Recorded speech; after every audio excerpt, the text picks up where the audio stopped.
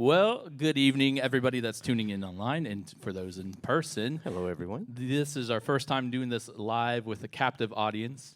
There are massive numbers of people here. A mess. Yes, standing room only.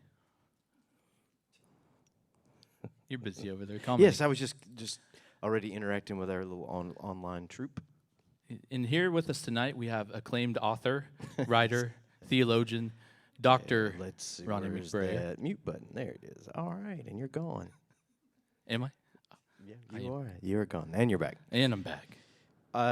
This is a follow-up tonight, and we did a bunch of these during COVID where we would follow up from a Sunday or what have you. Which cameras am I supposed to be looking there? Does it matter? That one right there. This one? Okay. And I got to the lectionary this past Sunday, and it was in with the prophet Daniel. And I haven't read Daniel actively in a little while, and it brought back all these memories of how I was taught the book of Daniel. And, of course, what I said Sunday was, I don't think it means what you think it means. And I certainly don't want to imply that it's just you. I would say it's us. Because more times than not, we have been told a specific interpretive or given a specific interpretive matrix to understand certain books in the Bible, and we've never been offered an alternative. And some of the alternatives are a bit stronger. And to Daniel 7 in particular, if you don't have a rudimentary understanding of Daniel 7, you are actually in a better position than most of us. Because most of us have to unlearn some things in order to move forward to learn something new. But if you've got a fresh slate, you're good to go.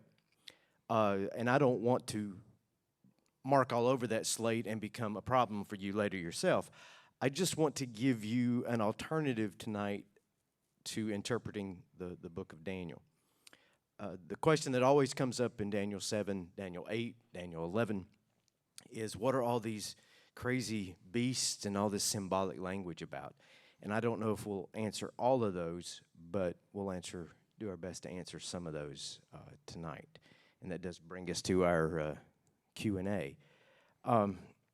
If this fatalistic view of Daniel is not the only view, then what are the alternatives?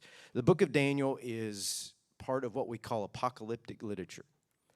And that's its genre. And there are a few major pieces of apocalyptic, easy for me to say, apocalyptic literature in the Old and New Testaments. The second half of the book of Daniel, portions of the book of Ezekiel, portions of the book of Joel, portions of the book of Zechariah. And then in the New Testament, Matthew 24 and 25, and the book of Revelation. It's a shock to some people to hear this, but only 1% of the New Testament addresses future events. And less than 2% of the Old Testament addresses future events. Now, if you look at the bestsellers in Christian literature, they're almost all doomsday literature. And they are concentrating heavily on that 1 and 2%. Of course, they would say that the Bible has a lot more in it than that 1 or 2% because the lens that they wear, that they look through to interpret the Scriptures, they see futurism, end times, everywhere they look. And if your view is to look for it, you'll find it everywhere you look because that's the lens that they are wearing. It's not anyone's fault that they see Scripture a particular way. We interpret the Bible based on our life experiences, based on what we have been taught, what we've been told, based on what our parents believed or did not believe, based on the time and place of our birth and where we live. We have a completely unique perspective based on those things. But the book of Daniel as apocalyptic literature, and you won't be able to see this tonight, but the folks online will see this. There are 5 major distinctions of apocalyptic literature, and they certainly apply to Daniel 7. Number 1, apocalyptic literature is always written during turbulent, troublesome times. There is never end times literature written when everything is going great. It always emerges when things are bad. All those books I just mentioned where apocalyptic literature comes to the forefront, that is, in each of those cases, they were really difficult times for the Jewish people or the Christian people, and that's when you see this develop. Number two, apocalyptic literature is always dualistic.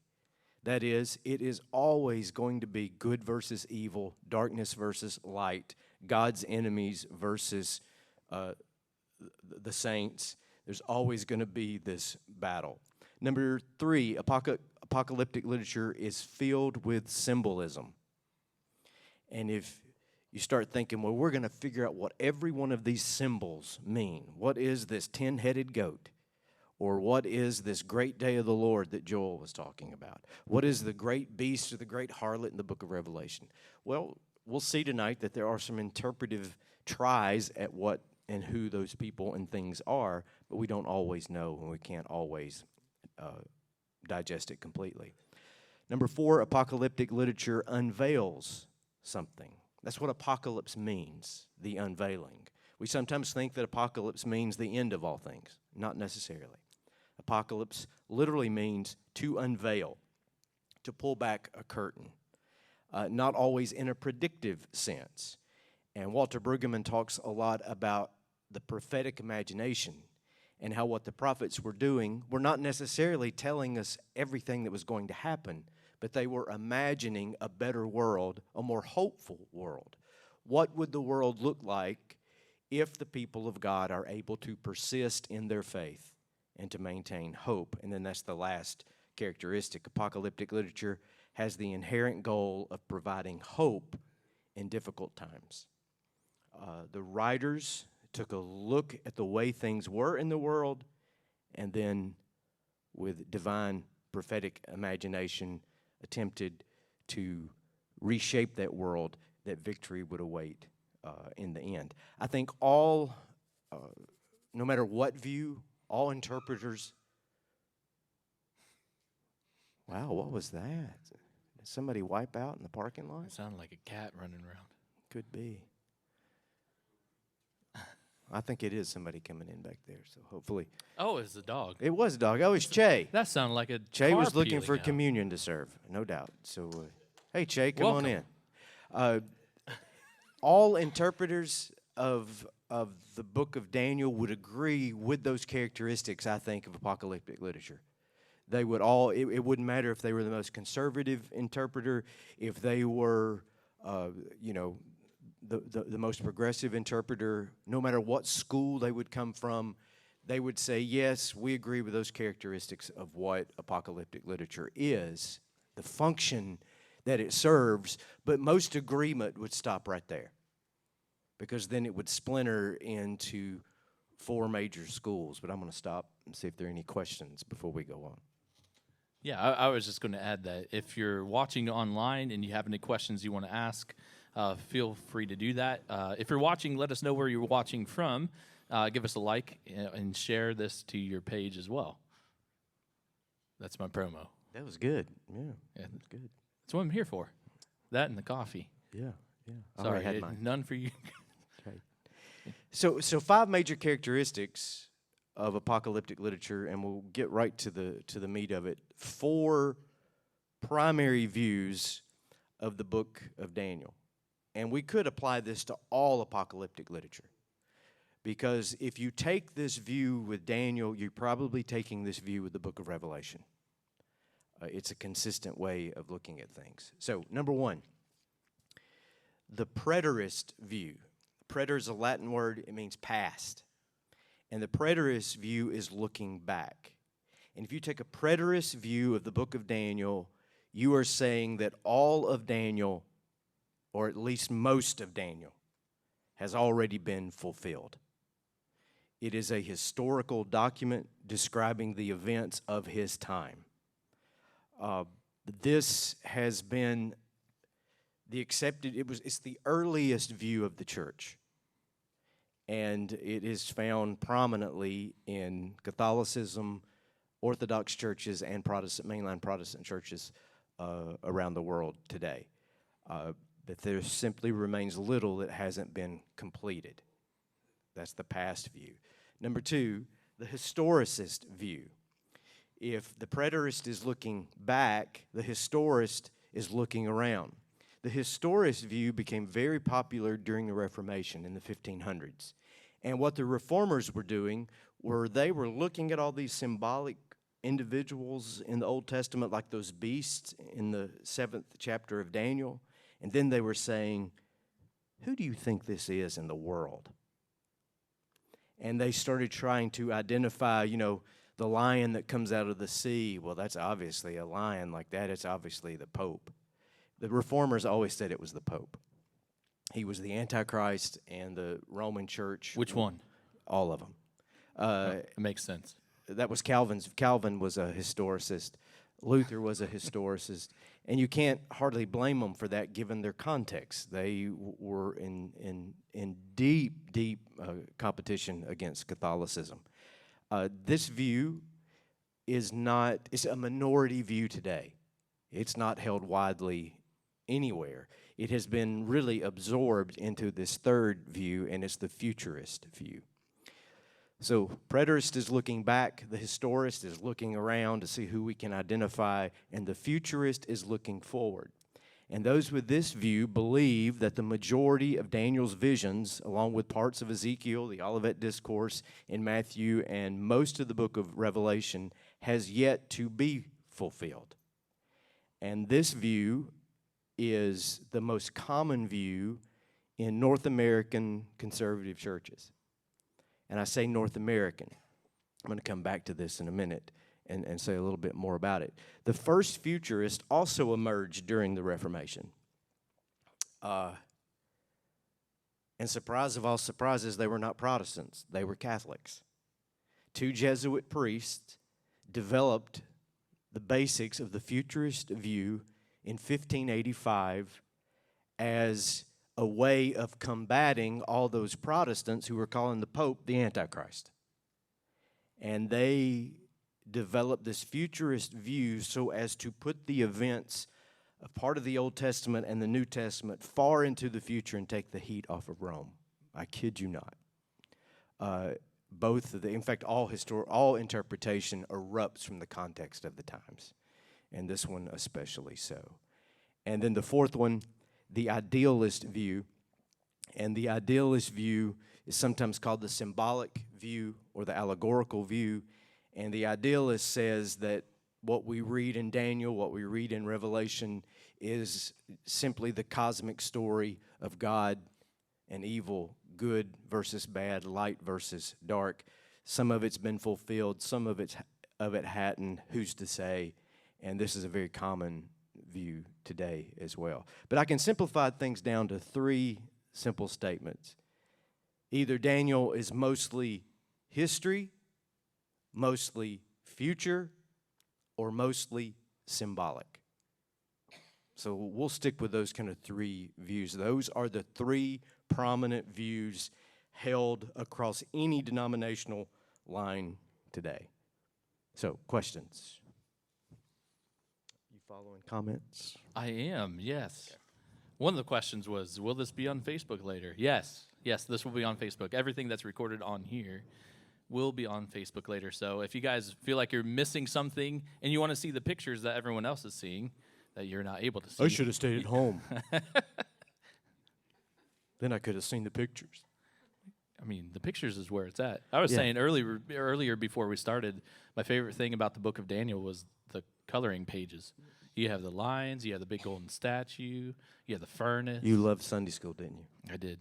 Mm-hmm. It ruined everything for me, though. Yeah, I know it. I know that's what we're doing. Any questions here? Not yet, anyway. Let's talk about the futurist view then. This will include Daniel 7, Daniel 8, Daniel 11. Specifically, Daniel has an entire series of visions in the second half of his book. The first half of the book is about Daniel's life. What do we know about Daniel? He was in exile. So Jerusalem was destroyed, 586 BC. Daniel was bright. Daniel was apparently handsome. Daniel had everything going for him. And the Babylonians, when they overtook a territory, they went and found the cream of the crop of the conquered people. It was a form of genetic fostering. And they would take those people and take them away to a foreign land, and they would use them in their kingdom. And this was Daniel. This is what happened to Daniel. He was apparently taken from home as a teenager and groomed for an administrative position inside the Babylonian government. And you say, well, why would somebody do that, to let a foreigner in? It's not like it was a monolithic kingdom. It was the Babylonian Empire, but they ruled over everything from Afghanistan to northern Africa. And all of those languages, there's no unifying Greek language at this point. It's a very tribal society, and they recognized that their strength would be having diversity in the administrations to be able to communicate with all these different groups. And so that is Daniel's role, and you can read about him in his life in the first half of the book. The second half of the book are Daniel's visions. The futurists look at these visions and say the majority of these have yet to be fulfilled. John Nelson Darby, he was an Irish-American preacher, formed this view in the mid-1800s. And it's not that others had never thought about this, but he really built a coherent system. And it's known today as dispensationalism. And he had a couple partners. C.I. Scofield was one of them. The famous American evangelist D.L. Moody was another one of them. And today, on the popular level, people like John Hagee, Tim LaHaye in the Left Behind series, Moody Bible Institute, Hal Lindsey, Dallas Theological Seminary, David Jeremiah, they are all proponents of dispensationalism. And it's what the churches of my youth believed and still believe. It's what they taught. It was a major part of my theological education, particularly my master's program. It's too complex to summarize in this one Q&A tonight, but I can give a summary as it relates to Daniel. In this series of visions involving these beasts coming out of the water, the futurist dispensational view contends that Daniel was a witness to the rise and the fall of the kingdoms of the world.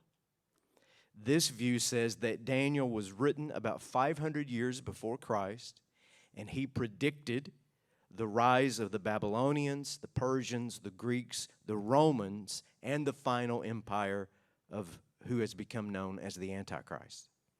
This is from Daniel chapter 7. I saw a fourth beast, terrifying, dreadful, and very strong. It devoured and crushed its victims with huge iron teeth and trampled their remains beneath its feet. It was different from any of the other beasts. It had 10 horns. As I was looking at the horns, suddenly another small horn appeared among them. 3 of the first horns were torn out to make room for it. This little horn had eyes like human eyes and a mouth that was boasting arrogantly. And then from Daniel 8, then from one of the prominent horns came a small horn whose power grew very great. It extended toward the south and the east and toward the glorious land of Israel. Its power reached to the heavens, where it attacked the heavenly army, throwing some of the heavenly beings and some of the stars to the ground and trampling them. It even challenged the commander of heaven's army by canceling the daily sacrifices offered to him and by destroying his temple. The army of heaven was restrained from responding to this rebellion, so the daily sacrifice was halted and the truth was overthrown.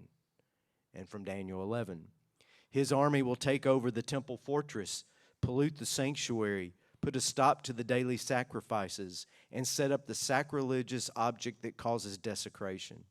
During these persecutions, little help will arrive, and many who join them will not be sincere. And some of the wise will fall victim to persecution. In this way they will be refined and cleansed and made pure until the time of the end. for the appointed time is still to come. The king will do as he pleases, exalting himself and claiming to be greater than every god, even blaspheming the God of gods. He will succeed, but only until the time of wrath is completed. That was not in all the reading on Sunday. Darby and others viewed this king in Daniel as the final Antichrist in the book of Revelation.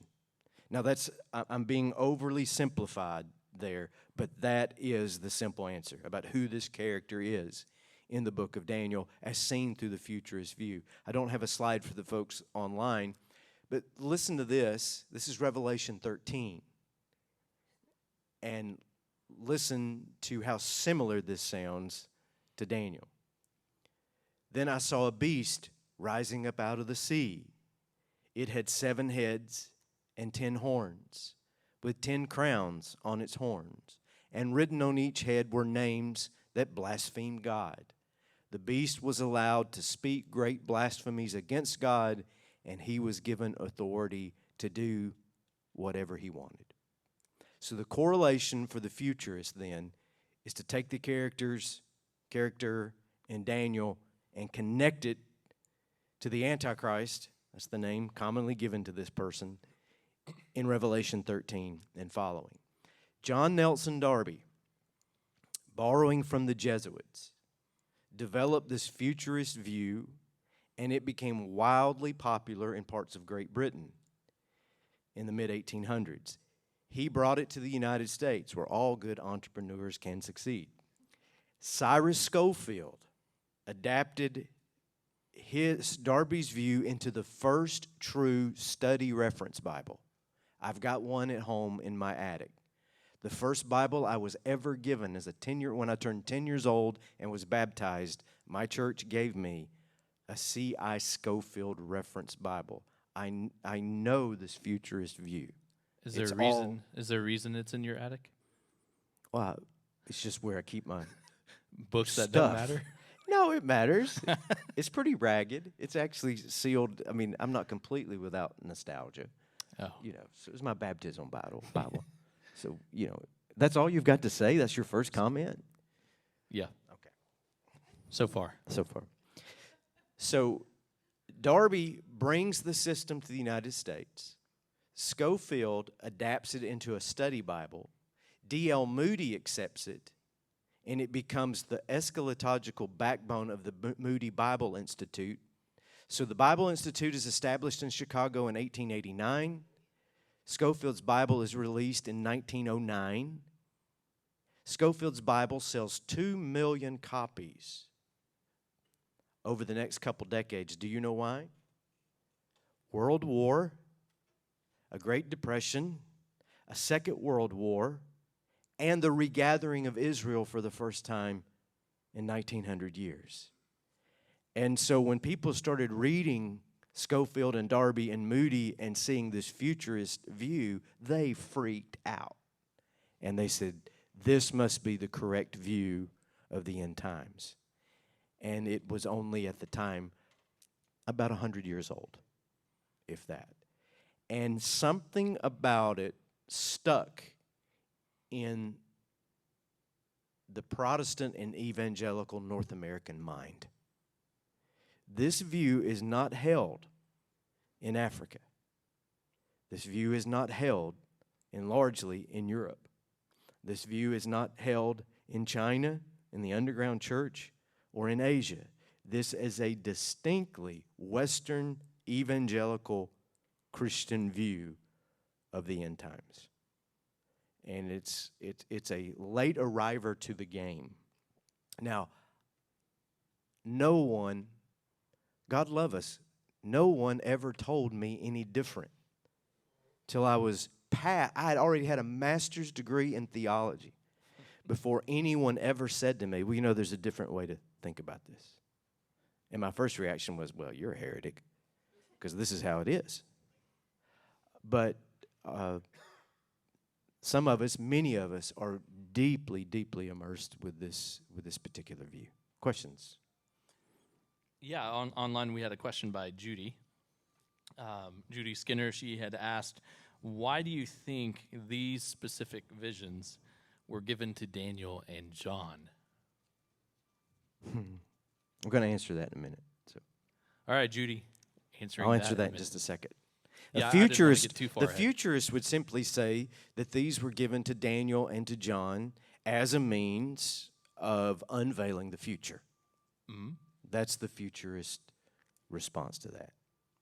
It's a good answer. Mm-hmm. Any questions here? Anybody have any questions about anything that Ronnie has shared so far? There's a lot of details, a lot of things that is being unpacked, but don't be shy. Yeah, you don't want to Go get ahead. up. We'll repeat it. Go ahead, Chris. We'll do our best to repeat.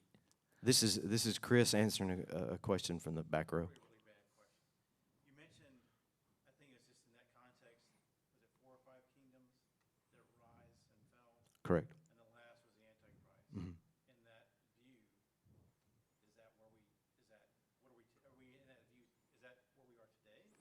Or is that so past that that's already debunked and that's not even? Great question. The question that Chris asked for those of you that are watching online, the 4 kingdoms from the futurist view, the last one being the Antichrist, is that where we are today, or have we moved beyond that? Has it been debunked? The futurist would say, and this is from dispensationalism. The dispensationalist says that there are dispensations of God's grace, that there was antediluvian times. There's the Old Testament, the time of the law. Then there was the revelation of Christ. There was this church age. There will be a great tribulation. There will be a millennial kingdom. There will be the restoration of the Jewish people, and then the end of ages. So the dispensationalist has this, and I put one up Sunday in a massive chart. And those charts were on my Sunday school rooms. While you were coloring pictures of the lines, we Yeah. were studying dispensationalism.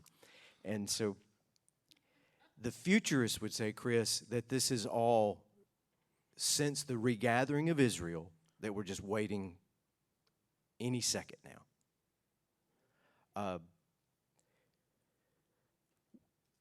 Which leads to some conclusions about how you live your life and what your view of the world is.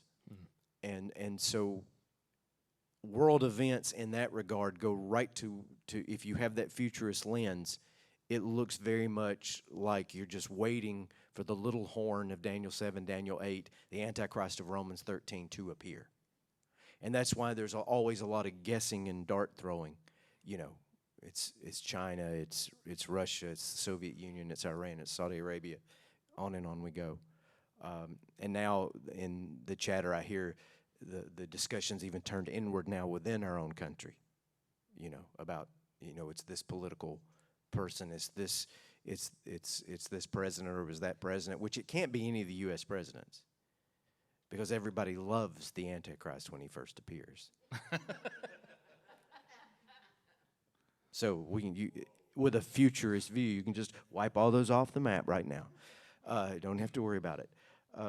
But they would say that it is we're hanging in the balance. Very good question.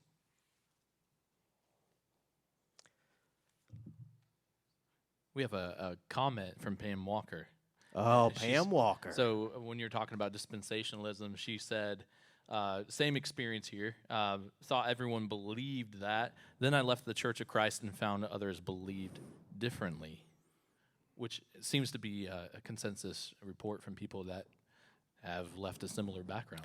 If you were raised fundamentalist Baptist, if you were raised Church of Christ, if you were raised in some disciples churches, Yeah. not all of them, because you came from the reform from the I came from a mix. from that Yeah. background, Nazarenes, some conservative Methodist, most Southern Baptist of the last generation, almost to a person, all Pentecostals hold a futurist view. So if you were raised in those churches, this is probably what you got a pretty good dose of. We watched the Left Behind series. I don't know if you guys have all watched that, but we watched the Left Behind movies as like as a part of our youth group, you know, on a Sunday night, along with The Exorcist, because that demons are real, just like Yeah, that. that's- Yeah, That's quite the combination. I know. Yeah, that's. That scares me. I was baptized either shortly after or Yeah, that I night. can't remember. It scared the yeah, out of me. yeah. Jump- Some of you I was may ready be to old enough. jump in those waters. Some of you may be old enough to remember Thief in the Night. Anybody see that old movie? Thief in the night. Yeah. Was Tom Cruise in that one? No. Oh. Question in the back, Chip.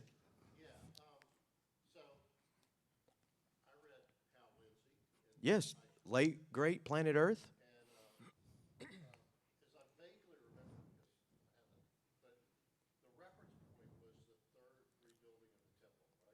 That is a massive expectation. Chip, to those who were online and didn't hear this, Chip said that he read Hal Lindsey when he was in school, and Hal Lindsey talks about a third Jewish temple being built. The reason, if you're a futurist and you hold that Daniel and Revelation, the latter half of Revelation, have yet to be fulfilled, a temple must be standing in Jerusalem for those events to be in the future. So there's always scuttle going around about the rabbis have got all the furniture ready and they found the red heifer and they're gonna. I'm serious. This is real thing, and I've known this stuff since I was. Don't laugh. I've known this stuff since I was a kid.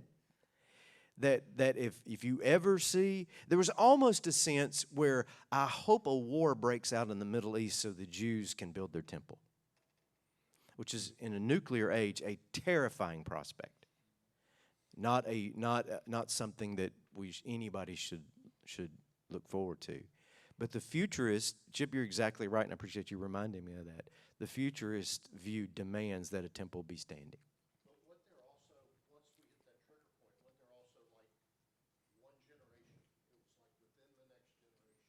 Yeah, then they would move exactly to the Olivet Discourse where Jesus would say, "Verily, verily, I tell you the truth, that there are those standing here today who will not taste death until these events."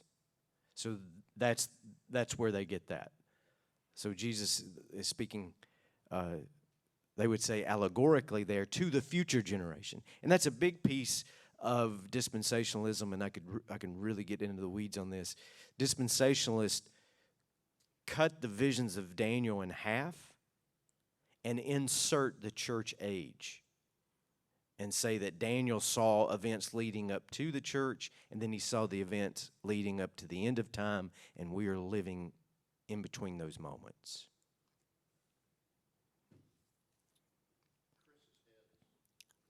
Yeah, he's got a lot of shine, For those of you that didn't hear, Chris's head has a glare. Okay. I can't put a camera directly on him. Yeah, we but can't do it. No, he's off camera. He's back on camera, but not directly. So real quick, let me talk about the preterist view, an alternative view to Daniel. How do you And- spell preterist? Preterist. Just in case people at home were Yeah, confused with predator. No, preterist. Like Arnold Schwarzenegger. No, preterist. Full confession, I am a preterist in relation to Daniel and Revelation. This is the prescription lenses through which I read Daniel and Revelation. Now, these have not always been the lenses through which I have read these scriptures. But your lenses can change over time. When I was 8 years old, 9 years old, whatever first, second grade is, I got a brand new pair of glasses because I couldn't read the chalkboard, and those changed my life. And I wore glasses till I was 30 years old. And then another remarkable thing happened. I had LASIK surgery. And I realized then that those little green blobs are actually leaves on a tree. Isn't that wonderful? Oh, it was like Jesus had washed the dirt off the blind man's eyes. It was that amazing to me. And now I got these damn reading glasses. So everything's gone wrong again. The point is, we all know what it's like to change our lenses to help our view. And when you change interpretations, don't let anyone ever tell you, well, you're just not taking the Bible seriously anymore. That's not what it means at all. It simply means that my life experiences and my understanding of Scripture are now requiring that I look through a little bit different set of lenses. So that's what I'm offering here when we're talking about the preterist view. The futurist view is only acceptable if one dates the writing of Daniel at 500 years before Christ. And traditionally that was the case, making everything that Daniel wrote centuries in the future. But what we now know, and what has become known since Darby's system was devised, over the last 150 years, there have been scores and scores of manuscript discoveries. And every biblical scholar except futurists, date the book of Daniel at 160 BC. That changes everything. Daniel was not writing to predict the future. Daniel is writing commentary on the world events in which he was living. That is a massive shift in understanding. That means that when we read Daniel 7, Daniel 8, Daniel 11, let's keep those texts. Nobody's throwing those out. Let's read them now, given what was going on in Jerusalem at around 160 BC. I wonder what was going on. I'm glad you asked. In 323, and I think I have a slide for folks watching, in 323 BC, a little bit of a history lesson, and if you did the Christian history thing or journey through the Bible in my winter Bible study, you've heard this before, but I'll repeat myself. In 323 BC, Alexander the Great died.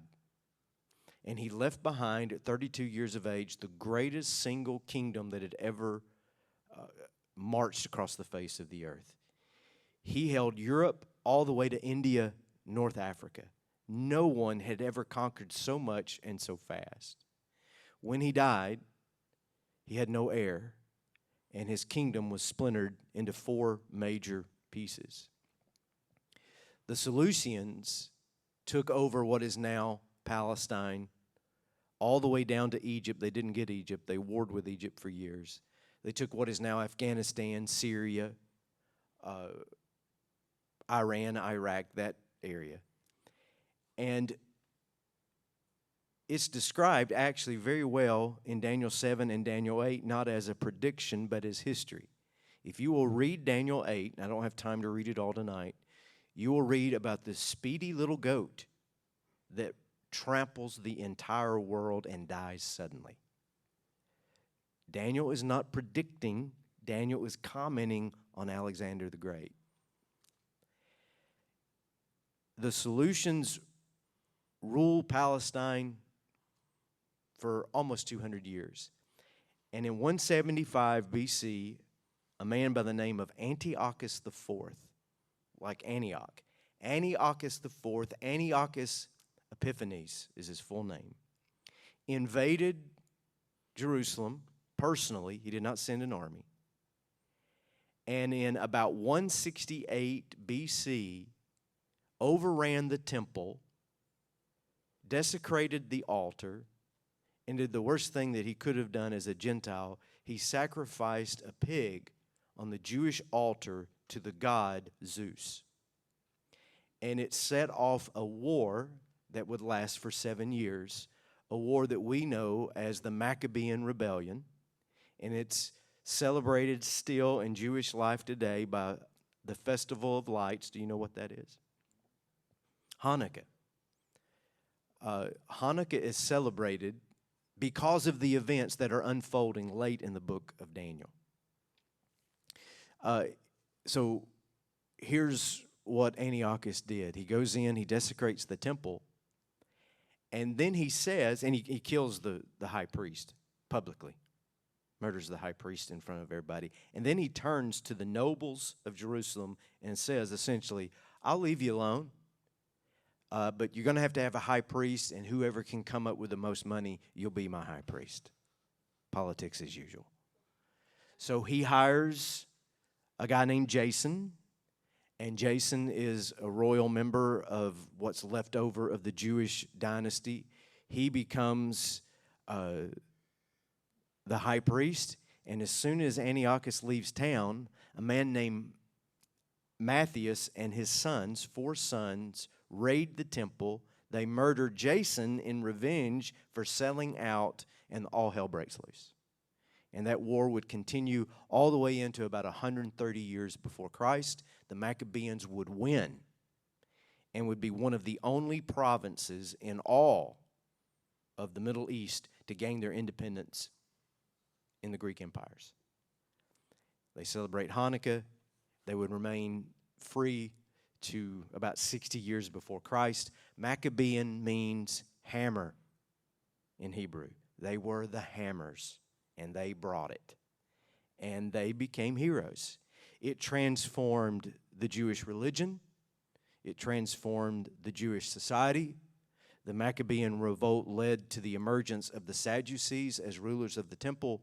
It led to the Pharisees as the common people, the pious ones who would become Jesus' sparring partners. And it changed Jewish theology that for the first time in all of Jewish history, they developed an afterlife.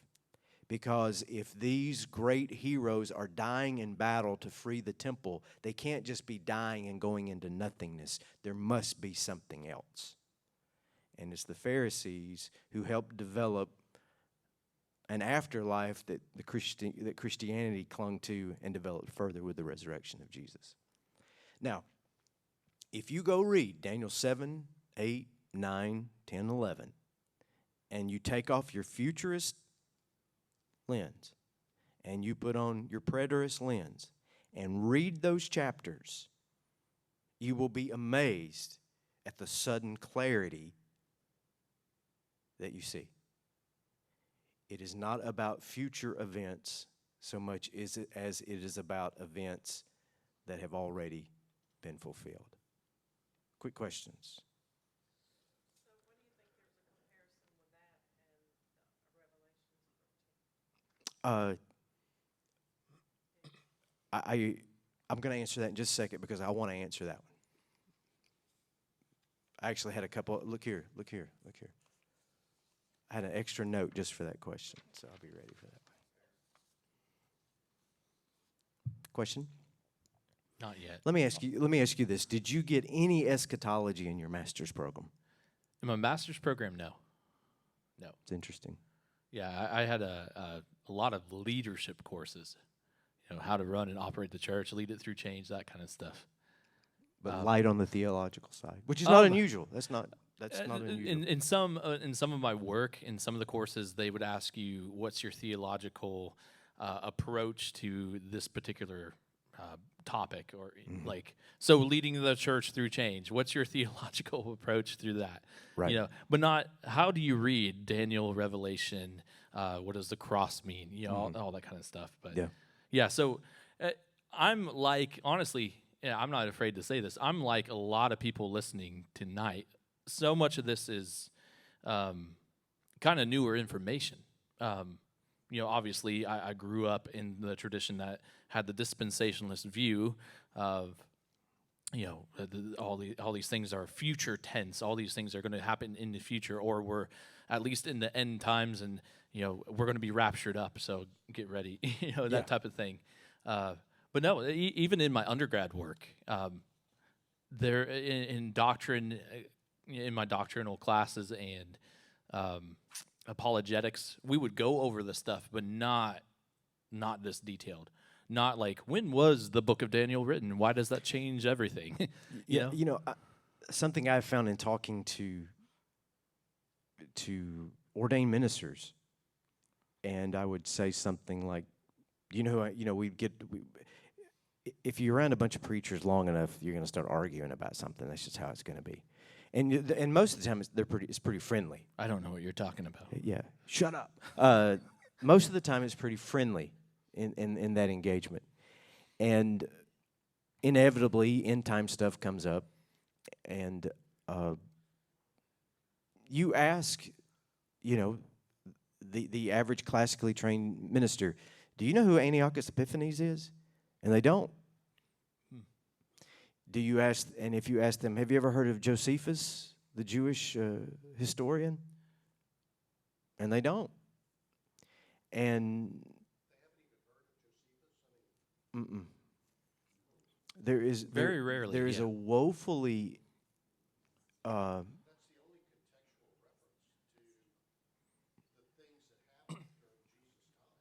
you preach on, Chip. Come on, Lord. Take the mic. You're exactly right. And to answer your question, I'm great. gonna lean on Josephus pretty hard here in just a second about okay, if that's the view of Daniel, what do we do with Revelation in this similar language? And I'll get to that in just a second. But and I'm not throwing stones because I'm a product of that same theological education. I have you know, I'm not saying this. Look at me. I've got a bachelor's work, master's degree, doctorate degree, postdoctorate studies in ethics. And I think I heard Josephus' name one time.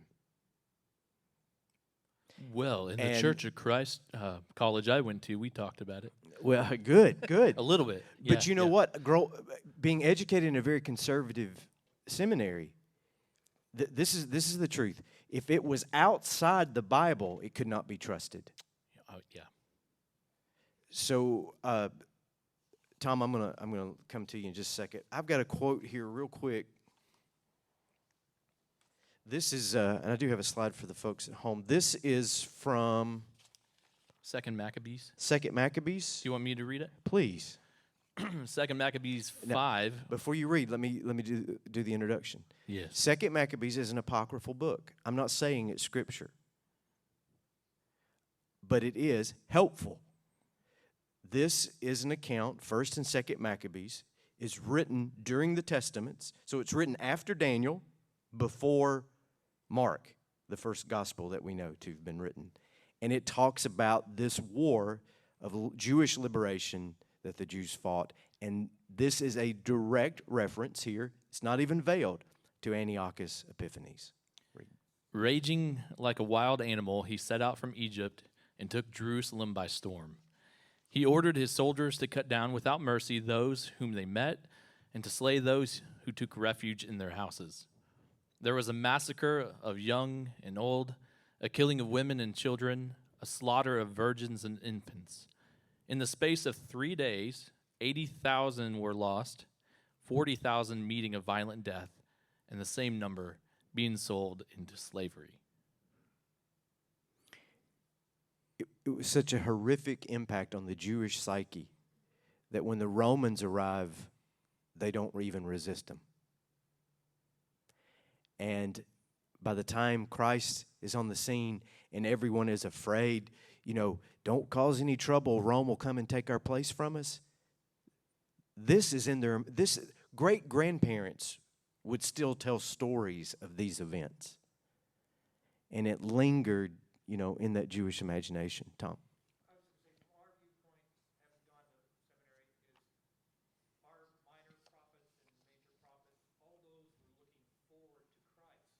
Mm-hmm. Now, I did not take Revelation in seminary because of a bunch of different reasons. Yeah, I still do. But yes, we studied Josephus, the Maccabees, all that, but they were all in the context of looking forward to Christ. Mm-hmm. And I don't think we ever addressed how they would look forward past Christ. Mm-hmm. Thank you for that comment. So just for those that didn't hear, Tom was mentioning that in his study in seminary, that whenever they looked at the minor prophets, their studies about prophecy were looking forward to Christ and not necessarily beyond. Is that correct? Did I say that? Okay. So, to a preterist view of Revelation 13 and following, when the book of Revelation was written, it is the end of the first century. And from mid-century to end of the century, things had changed. In the middle of the century, Paul could say something like, be subject for the Lord's sake to those who rule over you. Or Simon Peter could say, the emperor or the ruler has been sent by God, be obedient. By the end of the first century, things had changed, primarily because of Nero. Nero laid waste to Christians in the Roman Empire. It is a historical fact. One of the most evil men to ever live. His nickname was the Beast. Now this is 66, 67 AD. He is the one who had the Apostle Paul executed. He was the primary enemy of the church. When he died, everyone thought things will get better. But here's what happened. He is of such pure evil that finally both Jewish and Christians could no longer abide him, and the Jewish people once again rebelled against Rome. They rebelled just as they had rebelled against Antiochus Epiphanes. And Nero sent a man named Flavius Vespasian, his general, to go level the city of Jerusalem just like it had been leveled before. We know this from historical accounts. We know this primarily from Josephus, the Jewish historian, and Roman historians. Vespasian arrives on the scene. He lays siege to the city. Just as the city is about to fall, Nero dies in Rome. And everyone thought God has intervened, because Vespasian immediately left the city of Jerusalem and went to Rome. Do you know what happened when he got there? He took the Roman throne by force. So he marched his army from Jerusalem back to Rome and became the emperor of the Roman Empire immediately after Nero. Oh my God. You thought you had only escaped. Now the guy that was going to destroy your city is in charge. What does he do? He sends his son Titus back to Jerusalem to finish the job. Titus arrived 69 AD. By 70 AD, Jerusalem has fallen. The Jews were scattered, and it was not until it was such a thorough job that it took 1900 years for them to be regathered. The city of Jerusalem was a wasteland, burned to the ground. Vespasian dies. Titus becomes emperor. Titus rules for a couple years, horrific against Jews and Christians in the empire. Mercifully, he dies. Everybody thinks, we're finally going to escape this. And then what happens? His little brother Domitian becomes emperor. So from Nero to Domitian, you have what's called in history the Flavian dynasty. So it's roughly from about 65 AD to 100 AD, 35 years of nothing but brutal oppression for Jew and Christian alike. So a couple more things. This is Domitian, the last of the empires. And the book of Revelation is written, we think, primarily during his reign, with all those others as his prelude. He insisted that people call him the Lord of the earth, and to sing, holy, holy, holy is he, the Lord God Almighty. When you read that in the book of Revelation, that does not originate with Christians. It originates from decrees that have been discovered all over the ancient Roman Empire. And what the writer of Revelation does is hijacks emperor language and puts it in the mouths of Christians praising Jesus. It's pretty slick. It really is. And so it was an act of resistance. Here are a few other quotes. 100 different religious inscriptions from ancient Ephesus have been recovered. 24 of them refer to worshiping the emperor as God. Here are a few of them to Domitian. The emperor Caesar, son of God, from his divine revenues has provided to build for us this temple. To Domitian, the despotos deus, the master and God of the universe. Here is Domitian, the Pontifex Maximus, the great high priest. And 4, there is a relief of Domitian holding a globe in his hands, and on the globe sits a naked child, and the inscription says, the divine creator, conqueror of the world, and his son, the Son of God. Take all that language, bring it to the book of Revelation, and you see immediately that what the writer of Revelation has done is gone back to the genius of Daniel and is retelling that story in his own day about the evil men in his own day that are threatening to destroy everything that is.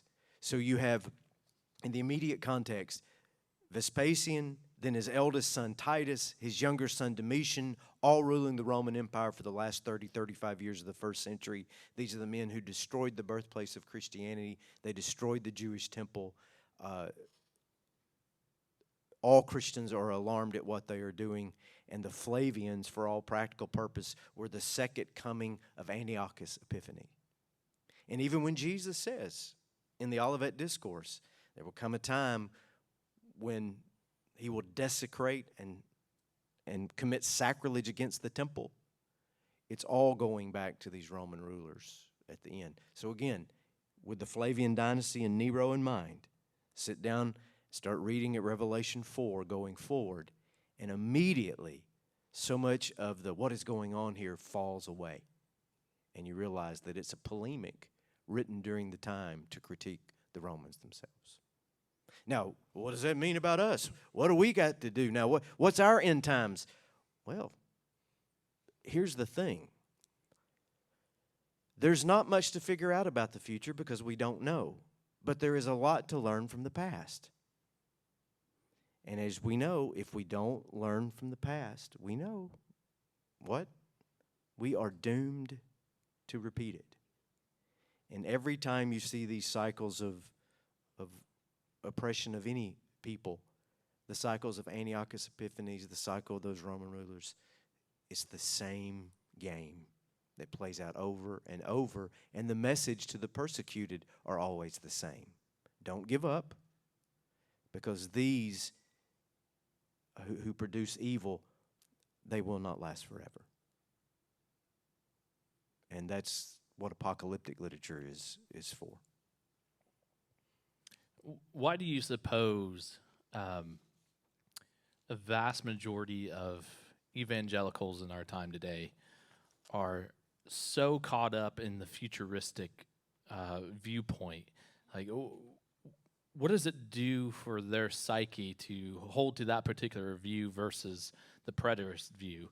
Why are they so enthralled with holding on to that? Well, first of all, I don't think there has been wide exposure of other views in those contexts, number one.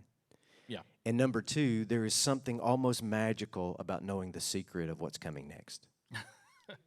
I have the secret sauce. I mean, that is powerful. Mm-hmm. And it's powerful in a world that is so as connected as ours.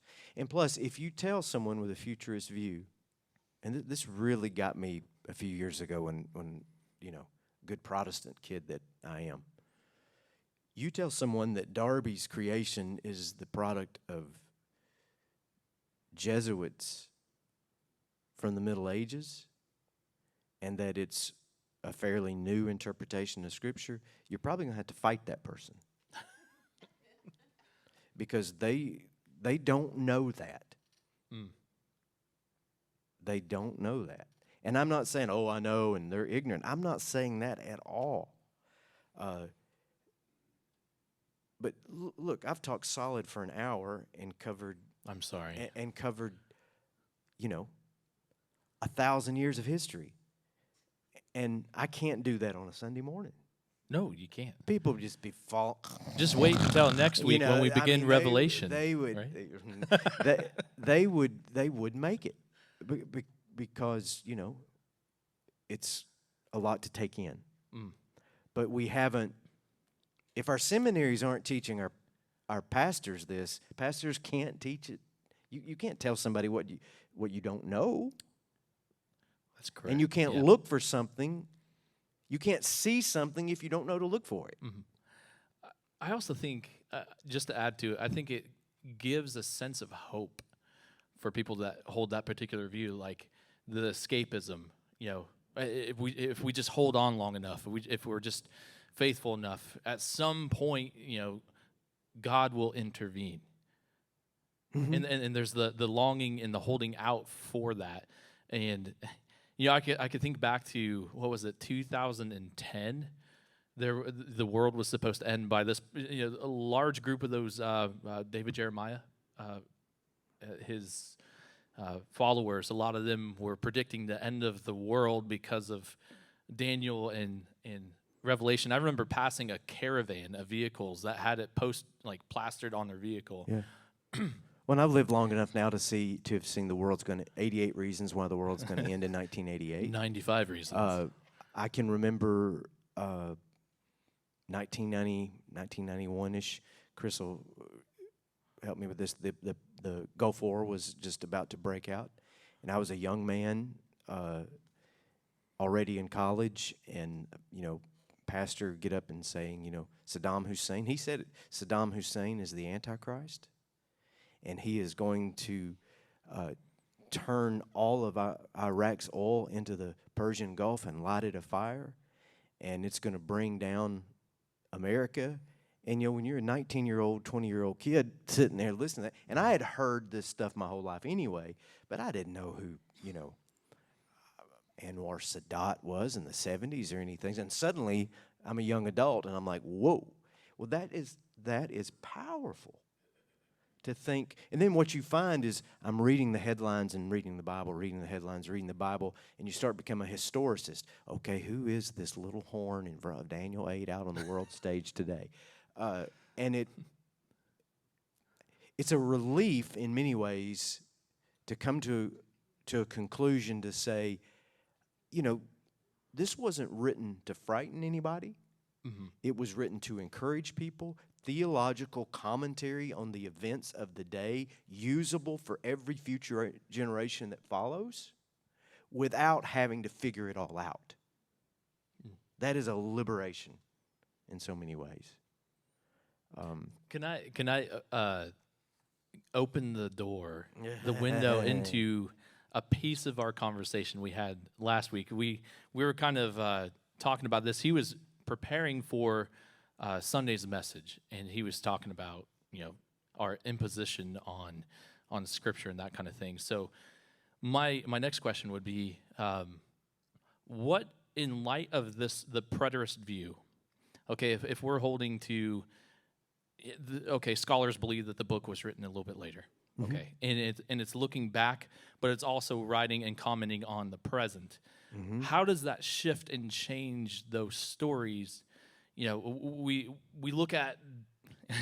I was telling jokes about Daniel in the lion's den before we started, so if I crack up, it's because I'm thinking of that. But what does it do to those stories? What does it do to Daniel standing, bowing down 3 times a day in prayer, in contrast to what they're asking him to do? You don't lose anything. I think that's important. It becomes a much bigger story. Now, I think Daniel is an actual person. I think the first half of the book are experiences that he had. And I think that the Masoretes who put that text together also used the story of Daniel to help the entire nation. When Daniel goes into that lion's den, I'm not saying that Daniel didn't literally go into a lion's den. How many but I am lions saying, were there? Stop it. But I am saying that the people of Israel had been taken captive into the world power of the day, the Babylonians, always symbolized as a mighty lion, and Israel itself had been cast into the lion's den. It is an individual story that speaks to a larger point. so you don't lose anything. It's a historical narrative with symbolic value and meaning to it. Right. Right. And if we get hung up on, you know, well, Jesus mentioned Daniel, so Daniel, all this had to literally happen. Yeah. Then we've sort of lost the plot of what the whole story is about. There are people that are futurist simply because Jesus quoted Daniel. Okay? Mhm. Well, see there, Jesus quoted Daniel and he quoted this prediction. Well, Daniel's book was accepted scripture at the time of Jesus. Why wouldn't he quote him? Mhm.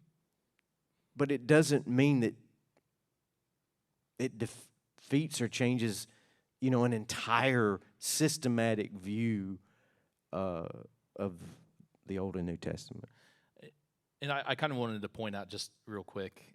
5 minutes and we're done. Yeah, if you guys have any questions, please feel free to jump up and ask at any time. But something that you had mentioned, I think at the very beginning, was just when we approach the text with our contextualized lives. We come with preconceived ideas Yes. based on our experiences and whatnot.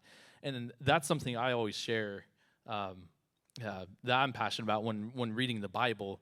We have to be extremely careful in how we come to it and how we read it because of that, because it changes everything. If you have a particular view of who God is, like you would, fill in the blank. God is love, or God is power, or God is omnipresent. However you answer that question really predetermines how you're going to read the text. It's going to change everything about how you read the text. So if we approach the text carefully and prayerfully, not with a idea that this has to be literal, because there are a lot of people that think, as you're pointing out about Jesus, sharing the text from Daniel of referencing him. If we approach it as everything has to be literal or none of it is, then we're losing the plot. We're losing the point and the focus of the overarching story of God's redemptive love. And I think mainly we just have to be humble with our interpretations and realize that, there's a lot of holy ignorance here. We don't know all the answers. We're really, if we start there, we might actually learn something. Yeah. I'll wrap up with a quick story that'll help, I think, to your point about the context and how interpretations can be different. You've met Johnny, our guide in Bethlehem, years ago. Yes, yeah. Johnny met us on the inside of the wall there as you go into the West Bank out of Jerusalem and toward Bethlehem. And Johnny is a Orthodox Christian, Greek Orthodox Christian, living in the Holy Land. There's a few 10,000 or so left living in that particular part of the West Bank. And I've been on that bus with him many times now, and after this bus ride, we always go to this shop, and people are shopping and buying jewelry, and Betty's bought a beautiful jewelry there, and that's all well and good. My wife has bought beautiful jewelry there. I hate that stop because I've been there enough, and I don't want to go back. So I just sit down and talk to people, and Johnny and I were talking last time I was there, and we got to talking about end time stuff. Here is this Orthodox Christian in Bethlehem. Do you know who he thinks the Antichrist is? America. Well, you say, well, how could he come to that conclusion? Have we lived his life? Do we live in the West Bank? No, we don't. And when he first said it, I was like, what do you mean? But the longer he talked, I could appreciate his perspective because he has not lived my life, and I haven't lived his life. Is he a Christian? You bet he's a Christian. Is he a Christian in circumstances far more difficult than any of us live in? Absolutely. all of his neighbors are angry Islamic young men. He's not welcome inside the city of Jerusalem because he's a Palestinian. He's an Arab, Greek Christian. And we have more in common with him based on that alone than half the people in the world. But his perspective is so much different simply because of where he has lived and the experiences that he has had. So we better be real careful making definitive statements about this is exactly what this means, especially when it comes to apocalyptic literature. It should keep us humble. It should keep us infused with hope that evil does not, in any generation, at any time, evil does not get the last word. And that's what Daniel 7 is about. Thanks for coming tonight. Appreciate that. And thanks for watching tonight, whichever camera I'm supposed to be looking at right now. That one right there. All right. Thanks, everybody.